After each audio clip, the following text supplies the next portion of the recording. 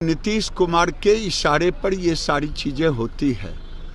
तो मैंने पहले भी कहा था कि नीतीश बाबू कह दें कि बेगूसराय का हिंदू क्या बेगूसराय छोड़ दे।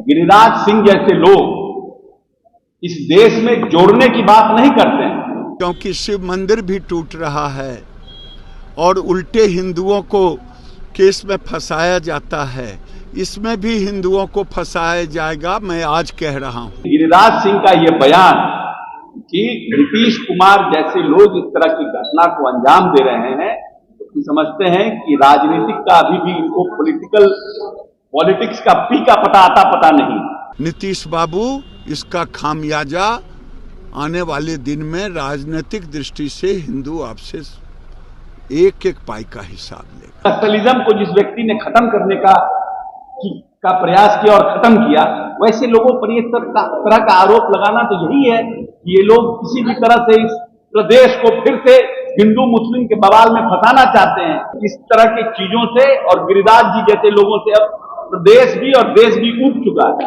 ये गजवाए हिंद ने बेगूसराय को क्यों टारगेट किया है? पहले शिव मंदिर तोड़ा, फिर हमारी रजक की बेटियों को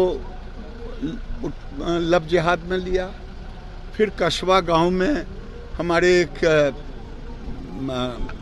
कानू समाज की बेटी को उठाया लब जिहाद में, फिर उसे भी हम लोगों ने वापस करवाया पुलिस। अब बलिया में बड़ी दुर्गा को जिस ढंग से पत्थलबाजी की गई, रोड़ेबाजी की गई और लोग चिल्लाते रहे कि प्रशासन कहाँ है, तो मैं तो समझता हूँ कि नीतीश कुमार के इशारे पर ये सारी चीज़ें होती है।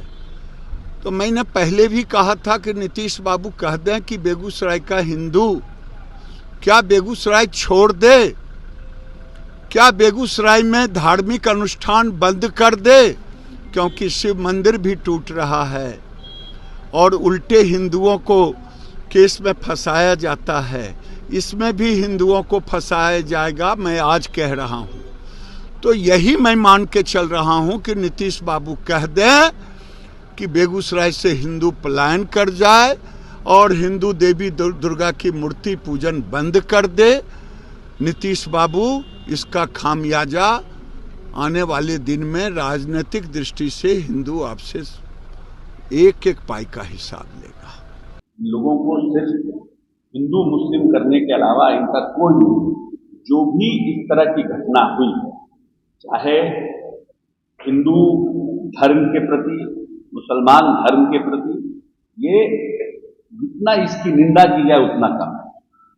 जो लोग इस देश में धर्म के नाम पर बवाल पैदा करने की कोशिश करते हैं और उसका राजनीतिक लाभ किसको होता है?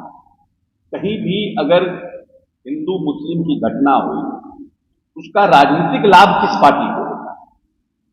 जो लोग ये कहते हैं कि फलना पार्टी ने और फलना नेता ने ऐसा करवाया, उनकी भावना क्यों होती? क्योंकि हम तो जीवन भर प्यार बांटने में और जोड़ने की बात करने में लगे हुए हैं, तो हमें इस तरह का काम करने से क्या फायदा है? फायदा तो वो इस तरह के काम करवाने का प्रयास करते हैं जिनको राजनीतिक इससे फायदा होता है। इसीलिए गिरिराज सिंह जैसे लोग इस देश में जोड़ने की बात नहीं करते हैं। गिरिराज वैसे लोग इस तरह की घटना की हम जितनी भर्त्सना की जाए उतना कम है और प्रशासन पूरी तरह से सजग होकर वैसे लोगों को चिन्हित करके कार्रवाई कर रहा है। लेकिन गिरिराज सिंह का यह बयान कि नीतीश कुमार जैसे लोग इस तरह की घटना को अंजाम दे रहे हैं, तो समझते हैं कि राजनीतिक का अभी भी इनको पॉलिटिक्स का पी का पता नहीं।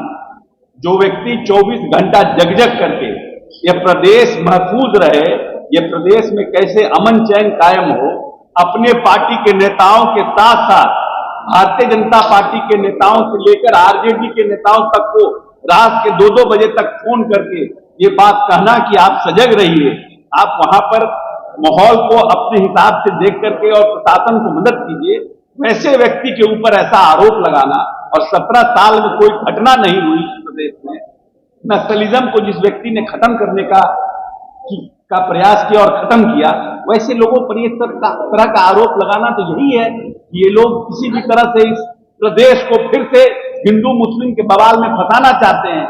और प्रदेश को जो अमन चैन के साथ ये प्रदेश आगे बढ़ रहा है, 10.98 के ये विकास दर से जो प्रदेश आगे बढ़ रहा है, उसको किसी तरह से प्रदेश को कब्जा में करना, किसी तरह से ऐसा माहौल पैदा करना कि हिंदू की भावना को भड़काना, फिर से कहीं दंगा पैदा करा देना भावना भड़का करके, उसी में ये लोग लगे हुए हैं जिससे कि इनको फायदा मिल जाए राजनीतिक।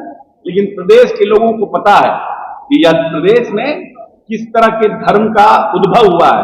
बुद्ध भी यहीं पैदा हुए, महावीर भी यहीं पैदा हुए, सम्राट अशोक भी यहीं पैदा हुए।